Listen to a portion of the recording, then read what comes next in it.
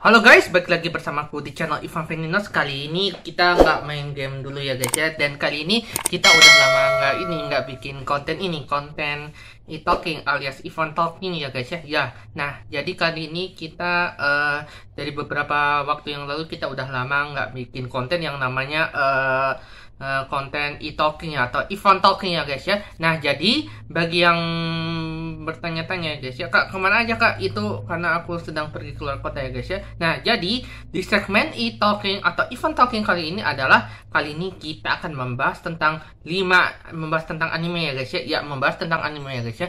Nah jadi gue itu udah nonton semua video, gue udah nonton 77 dari Tokofax Indonesia ya guys ya. Itu ada di mana nontonku itu menjelaskan tentang eh, anime mainan anime ya guys ya. Ya, jadi kalau kalian tahu anime ini selalu dalam beberapa kali dibentuk dalam produk berupa mainan termasuk kartu dan action figure ya guys ya. Nah, jadi kemungkinan besar kali ini gua akan membahas tentang 5 mainan anime yang populer pada zaman ya guys ya. Itu dari menurut Tokofax sendiri itu totalnya ada 14 ya, 11-12 ya guys ya. Menurut dari catatan saya 11-12 itu adalah mainan anime yang sedang menarik pada zaman-zaman ya guys ya. Karena pada dasarnya era 90-an dan 2000-an awal itu sudah ada yang namanya mainan ya guys ya. Untuk jika bagi kalian yang nonton animenya selalu ada mainan atau produk-produknya ya guys ya. Nah, kali ini kita akan membahas tentang 5 anime mainan terbaik pada zaman ya guys ya, atau 5 mainan anime yang terpopuler pada zaman ya guys ya. Mau tahu seperti apa kali ini dan sebelumnya sebelum kita mulai kali ini gue lagi habis sarapan ya guys ya. Dan kali ini kita akan membahas tentang 5 anime mainan yang terpopuler pada zaman ya guys ya. Dan kali ini gue akan mengurutkan dari 5-nya ya guys ya, dari 5 yang menurut gue yang terbaik sampai yang paling underrated ya guys ya. Nah, kali ini kita akan mengurutkan dari 5, mulai dari underrated sampai yang terbaiknya ya guys ya. Dan langsung kita mulai aja ya guys ya pembahasannya. Oke, ini dia. Check it out ya guys ya. Oke.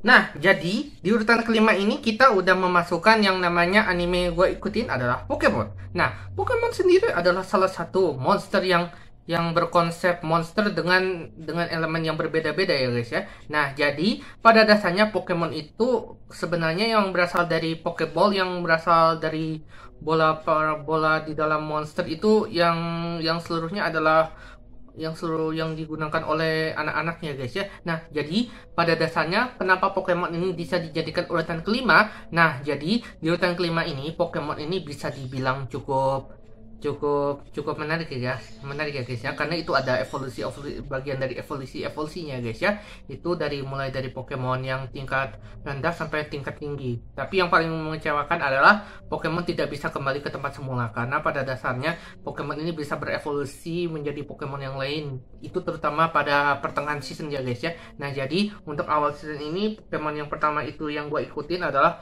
salah satu Pokemon ya guys ya. Nah, siapa sangka kalau Pokemon yang satu ini juga berhasil beberapa juga bisa dibilang cukup lumayan guys ya. Itu pada dasarnya Pokemon berfokus pada monster-monster dengan elemen-elemen yang berbeda ya guys ya. Nah, hanya saja monsternya tidak bisa berubah kembali seperti semula, dan itu bisa dibilang evolusi tetap ya guys ya. Nah, jadi kenapa Pokemon ini bisa dijadikan peringkat kelima? Nah, karena Pokemon ini juga punya video game ya guys ya, dan video game ini berasal dari Nintendo guys ya. Nah, jadi Pokemon ini juga bisa dibilang cukup lumayan guys ya, karena itu ada menghasilkan beberapa video game yang versi Nintendo ya guys ya, juga menghasilkan beberapa game yang versi Nintendo guys ya. Dan itu termasuk game Pokemon Stadium yang ada di Nintendo 64 ya guys ya. Nah, tidak hanya di game Nintendo game Pokemonnya saja, melainkan Pokemon itu juga beberapa kali dalam video game yang berbeda seperti Super Smash Bros. The Series ya guys ya,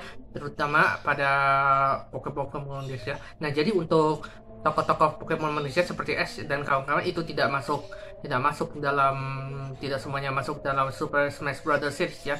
Kan ada satu tokoh manusia yang masuk dalam Super Smash Brothers series, terutama pada Pokemon Trainer ya guys ya. Nah, jadi tidak hanya video game, melainkan Pokemon itu juga beberapa kali dijual dalam bentuk kartu ya guys ya. Dan itu tidak hanya kartu, ada juga juga game Pokemon yang ada di smartphone, itu Pokemon Go ya guys ya. Itu juga merupakan salah satu pengganti game video konsol pada zaman guys ya, untuk Pokemon Go ya guys ya, yang dirilis beberapa tahun yang lalu. Itu kalau nggak salah tahun 2015 apa tahun 2016 ya guys ya. Nah, jadi kali ini kita akan jadi itu saja, dan kali ini kita akan masuk ke urutan keempat, yaitu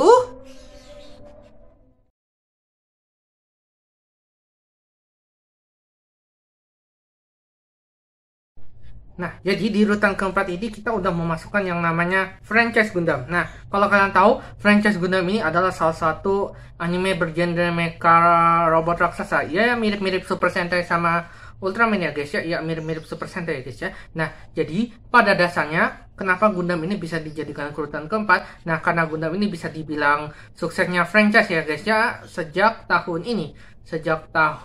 1979 ya guys ya, dan tahun ini sudah memasuki 45 tahun ya guys ya untuk penayangan Gundam ya guys ya. Ya, 40 tahun untuk penayangan Gundam ya guys ya. Ya, sekitar 45 tahun untuk penayangan serial Gundam ya guys ya. Itu sejak tahun 1979 ya guys ya. Nah, kalau kalian tahu kenapa bisa Gundam ini dijadikan urutan keempat? Nah, itu karena Gundam itu juga menghasilkan beberapa produk-produk yang ada, terutamanya adalah video game, dan salah satunya adalah action figure yang sangat populer pada zamannya, yaitu Gunpla guys ya. Kenapa Gunpla itu bisa dibilang agak populer di benak kalian? Nah, karena Gunpla itu ada beberapa jenis, mulai dari high grade, mega grade, sama real grade ya guys ya. Nah, jadi kenapa alasan gua memilih Gundam sebagai nomor keempat itu karena menghasilkan beberapa action figure ya guys ya. Dan bicara soal Gunpla ya guys ya, Gunpla tipe-tipe yang berbeda, itu yang paling murah itu adalah Gunpla High Grade. Kenapa? Karena Gunpla High Grade ini bisa dibilang cukup murah ya guys ya, dan tidak semahal-mahal yang Real Grade sama Mega Grade pada umumnya guys ya. Nah, kenapa semua Gunpla yang High Grade, yang Universal Century, yang versi jadul ini, yang versi era awal ini bisa dibilang yang lumayan murah ya guys ya. Itu karena dari penjualan sendiri ya guys ya, dan profit mainan itu bisa didistribusikan ke seluruh dunia guys ya, termasuk di Indonesia lewat Kid Station dan toko-toko Gundam lain seperti Solize Hobby ya guys ya. Ya, Solize Hobby ya guys ya maksudnya. Nah, jadi kenapa bisa dijadikan urutan keempat? Karena pada dasarnya Gundam ini bisa dibilang franchise-nya yang tidak pernah miskin sama sekali ya guys ya, dan bisa dibilang cukup kaya dan sultannya para franchise yang tidak pernah miskin dari franchise-nya yang lain ya guys ya. Oke, segitu aja untuk penjelasan Gundamnya. Oke, kali ini kita akan langsung masuk ke list yang berikutnya. Oke?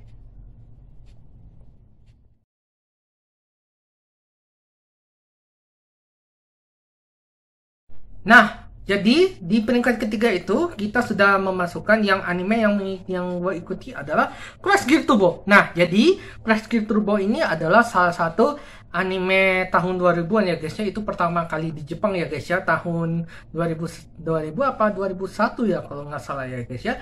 Dan ini ceritanya ini sangat simpel ya guys ya. Itu dimana diceritakan Koyama Rino, sang tokoh utama yang perlombaan pertandingan Crash Gear yang mengikuti sang jejak kakek yang pernah menjadi juara Asian Cup pada Crash Gear yang sebenarnya guys ya. Nah, jadi cerita ini berfokus pada Koyama Rino dan kawan-kawannya, yaitu empat yang dari ketiga anggota itu anggota Tobita Club ya guys ya. Nah, jadi konsep ini menggabungkan antara Tamiya sama Beyblade ya guys ya. Ya, menggabungkan antara Beyblade dengan Tamiya, lalu bertarung. Lalu bukan konsepnya, ini bukan soal balapan, tapi bertarung satu sama lain di setiap peserta-pesertanya guys ya. Bertarung sama-sama satu sama lain. Ya, mirip-mirip Mega Monster Battle pada tahun 2007 ya guys ya. Ya, jadi kenapa ini bisa dijadikan peringkat ketiga? Nah, karena peringkat ketiga dari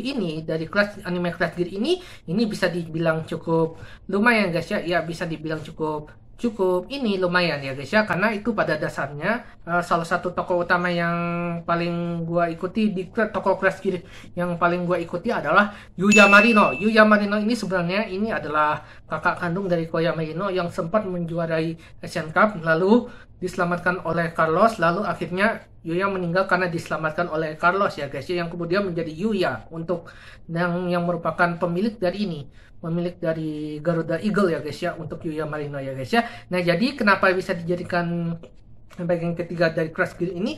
Lalu Crash Gear ini bisa dibilang cukup yang paling terbaik ya guys ya. Nah, tidak hanya itu, Crash Gear Turbo ini juga punya sequel ya, sequelnya yaitu Crash Gear Nitro, yang juga dimana-mana juga merupakan direct sequel dari Crash Gear Turbo sekaligus season kedua ya guys ya. Ya, jadi mirip-mirip Mega Monster Battle Never Ending Odyssey pada tahun 2008 setelah yang merupakan sequel langsung dari Mega Monster Battle ya guys ya, karena ada sequel yang berjudul Never Ending Odyssey ya guys ya. Ya, jadi tidak hanya itu, Crash Gear pun juga menjual berbagai mainan. Itu mainan Crash Gear, yaitu dimana yang isinya adalah baterai-baterai yang guys ya, untuk bisa bertarung satu sama lain ya. Tapi ini bedanya mirip Tamiya guys ya. Ya, bedanya mirip Tamiya. Dan satu lagi ini, Crash Gear ini juga punya video game ya guys ya, yaitu di game Wonders One Color, dan tidak ketinggalan game PS1 yang sudah ada sejak tahun 2000 ya guys ya, dan itu dimana semua tahun anak 2000-an dan 90 itu sempat memainkan berbagai bermain di rental di rumah dan di sini ya guys ya, guys. Oke, main di rumah dan di rental ya guys ya. Oke, jadi itu pembahasan dari Crash Gear Turbo yang satu ini. Jadi itu saja. Oke, sekarang kita masuk ke list selanjutnya, yaitu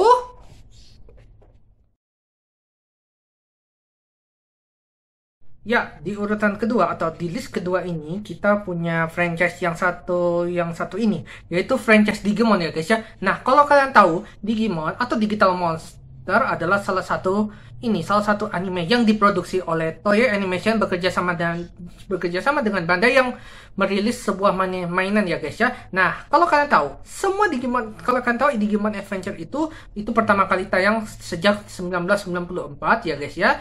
Sejak 1994, dan sekarang sudah berusia 25 tahun ya guys ya, dan bisa dibilang 25 tahunnya di franchise Digimon ya guys ya. Nah, jadi ceritanya sangat simpel ya guys ya. Itu bercerita di mana 7 orang tidak hanya 5 orang ya guys ya, seperti Super Sentai dan Power Rangers, melainkan 7 orang terpilih yang berpartner sebagai Digimon pada masing-masing partner yang bertualang di dunia digital ya guys ya. Ya, konsepnya ini mirip banget dengan preman pensiun, mirip banget dengan sinetron preman pensiun di series tahun 2015 ya guys ya. Nah, jadi ada beberapa monster-monster yang bisa dibilang tingkat evolusi monsternya cukup simpel. Itu ada mulai dari usia bayi, usia anak-anak, dewasa, kekuatan super, dan bahkan tidak ketinggalan ini evolusi gabungan dari satu Digimon ya guys ya. Itu seperti contoh ya guys ya, sebagai contoh Omegamon yang ada di Digimon Adventure ya guys ya.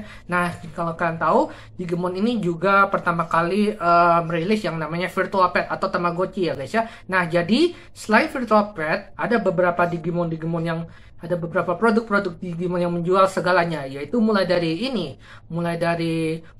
mainan action figure, video game, serta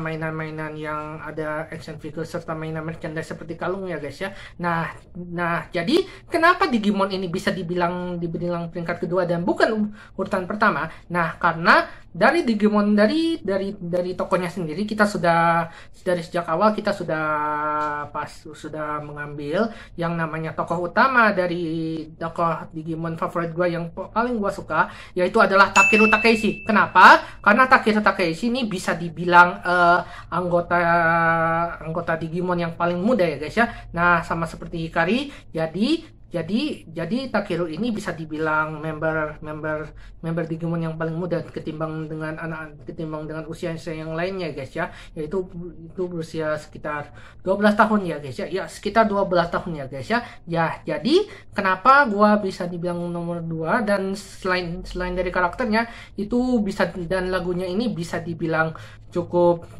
lagu Digimon yang paling tergagas sepanjang masa itu salah satunya ada 2 Digimon ya, 2 lagu Digimon yang dubbing ke dalam bahasa Indonesia, yaitu mulai dari Butterfly sama Target ya guys ya, untuk Target yang ada di soundtrack Digimon Adventure Zero tuh ya guys ya. Nah, jadi lagu yang paling gua suka itu adalah lagu Butterfly. Karena kenapa? Karena pada dasarnya lagu Butterfly yang dinyanyikan oleh mendiang Koji Wada itu bisa dibilang cukup gagah ya guys ya, yang bilang cukup gagah pada masanya. Apalagi gua pernah tampil di acara Movie Night tahun 2018 itu pas gua kelas 3 SMA bersama dengan yang pernah collab sama Ado dan Sena di grup Embun Pagi ya guys ya. Oke. Nah, oke. Itu pembahasan ya, jadi itu pembahasan dari Digimon ya guys ya. Nah, kenapa ini bisa dibilang ini Digimon tidak masuk ke urutan 1? Karena di urutan 1 ini kita sudah mempunyai anime mainan yang bisa dibilang cukup legendaris pada zamannya ya guys ya, dan tidak lain dan tidak lain adalah cekidot ya guys ya. Ini dia.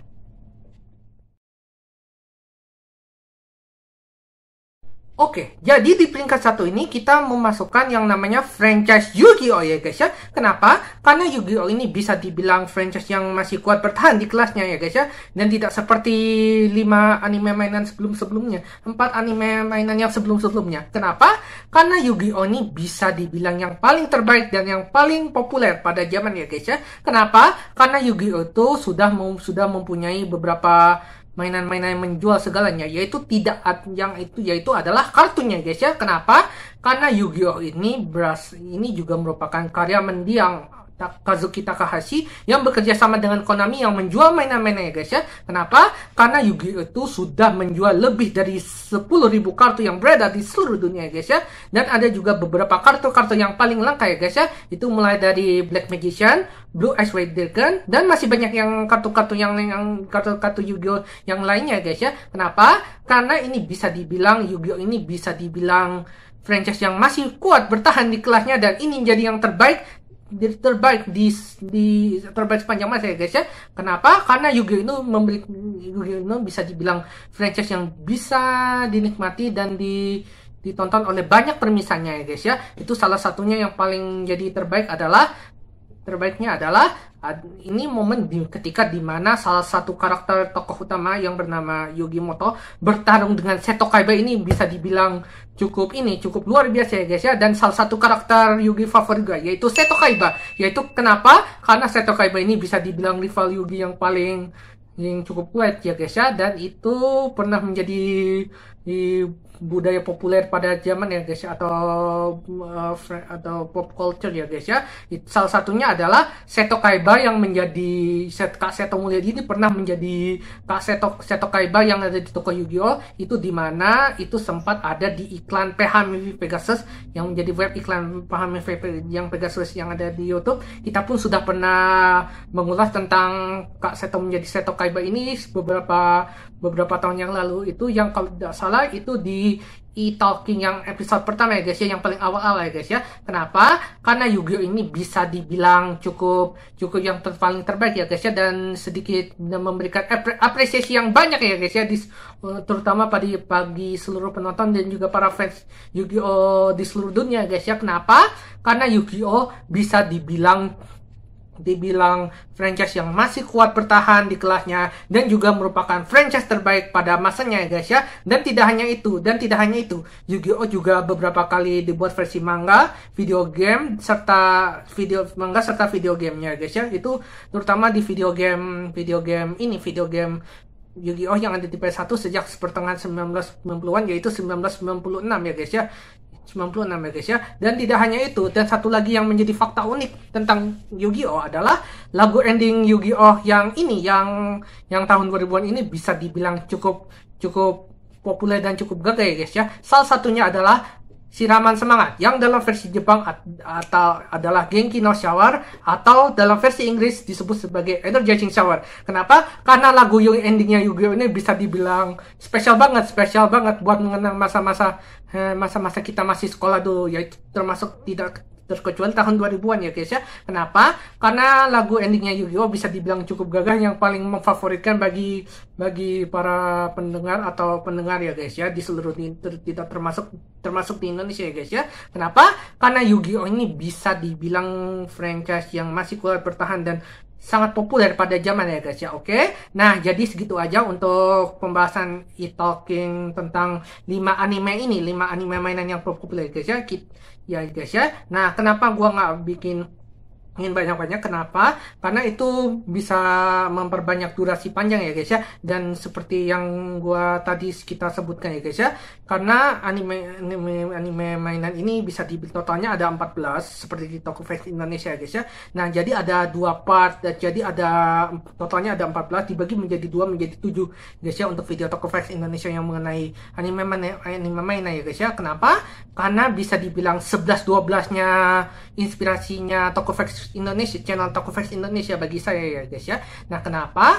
Karena bisa dibilang cukup, karena totalnya ini harusnya ada 14 ya guys ya. Tapi karena dibagi menjadi 7 dan dikurangi menjadi 5 guys ya. Ya seperti 7 bagian, seperti 7 anime 7 ya guys ya, kayak Tokopedia Indonesia ya guys ya. Nah, jadi 11-12 ini kita akan lebih banyak mengulas tentang anime main ya guys ya, yaitu tuh ada 14 ya guys ya. Nah, jadi kalau misalnya ada mau menambahkan tentang anime mainan yang satu anime lagi, nanti teman-teman boleh tulis di kolom komentar ya apa nama-nama anime mainan ya guys ya. Oke.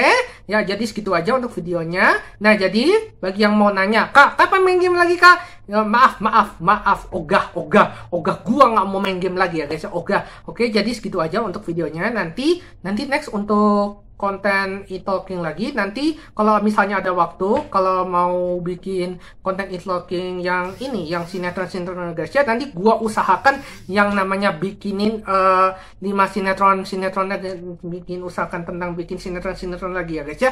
Dan kali ini gua udah jam udah sore. Kali ini gua akan mengakhiri video untuk e-talking ya guys ya. Oke teman-teman, seperti biasa terima kasih udah nonton video ini. Kalau kalian suka dengan video ini bermanfaat, jangan lupa dikasih like, komen, dan jangan lupa subscribe ke channel gua, dan jangan lupa wajib hidupkan juga lonceng untuk mendapatkan video yang terbarunya. Nah, kalau bagi yang mau nyawer, donasi atau semacamnya, nanti teman-teman nanti kamu bisa donate aja di link Sawery ya guys ya. Nanti linknya ada di deskripsi video guys ya. Bagi yang mau nyawer ini nanti ada di linknya ada di deskripsi video ya guys ya. Oke, segitu aja untuk videonya. Oke, sampai jumpa lagi. Ciao, adios. Oke, sampai jumpa lagi di next episode video gue di channel Ivan Fitness yang berikutnya. Ciao, dadah.